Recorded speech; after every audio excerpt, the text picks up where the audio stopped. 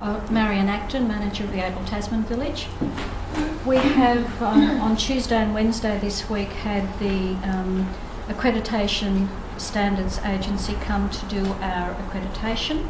I'm pleased to say that their recommendation is for 44 out of 44 outcomes, which gives us a full accreditation for the next 3 years.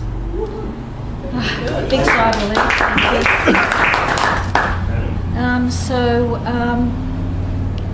We now have the full accreditation for the CACPs, which is the community arm of Abel Tasman. That will happen in July, so we're hoping for a similar result for that. And then in September, the New South Wales Food Authority comes to check over our food safety program. Last year we got an A rating for that, which is as good as you get, so we're very pleased with that. So we're sailing away very well at the moment. You said something about a building. Can I ask a question? Yep. I understand that the village have a building program. Can you tell us a little bit about that? I might turn you over to the building program. Well, it's okay. We have started that. We got an allocation of additional beds last year, so we'll go from 60 to 91 beds, which brings us up into that top end of the medium-size provider. We have at the moment completed the pathways which allows the residents to use their back doors to enter and exit the units, while the centre part of the pathway becomes a building site. We will have a roof over the 12 freestanding units out the back. They will be, it'll be beautiful. They'll be, so excited. It'll be carpeted, air conditioned and glass walls, so that because of the ageing in place and because they're getting very frail, instead of coming out into the extremes of the weather, they'll come out into a nice protected environment.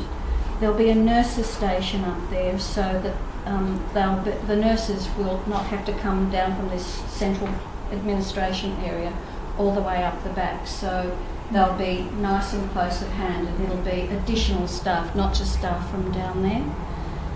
We're hoping to have a lovely smell of coffee running through that area, and some casual seating, so that they can come out and they can socialise and they can get out of the house and enjoy one another's company in the security of the environment. So we're... And how many extra beds will that program? That will bring an extra 31 beds, and the beauty of it is that it'll happen by natural attrition. So as one of the larger 2-bedroom units becomes available, that will then be targeted, it'll be gutted, and there'll be 2 single units coming out of that. So nobody needs to, at this stage, move. It'll be done by natural attrition, and the numbers will increase gradually, which is a much nicer scenario than having to get new staff with getting used to the routine, having the residents get used to them. It'll just happen on a very easy, natural progression, which is probably the nicest way to go. My understanding, correct me if I'm wrong, is that as this building program has taken place,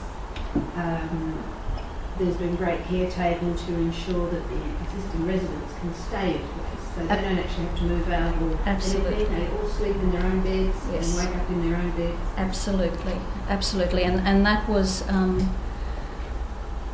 a great concern for us and the board in particular. Aged people don't fare very well if you start to move them around. It impacts on their, not just their feeling of well-being and security, but it actually affects their lifespan. So it's really best to keep them in situ during the entire process. And the current kitchen from my understanding, that is actually, at the time, was designed to be able to cater for the additional numbers. So you're still getting fresh food to these people? Absolutely. The kitchen's it's a commercial kitchen, so it has great capacity. We have served up to 200 people in a sitting, so it's large enough to cater for the new residents. Okay, thank you very much.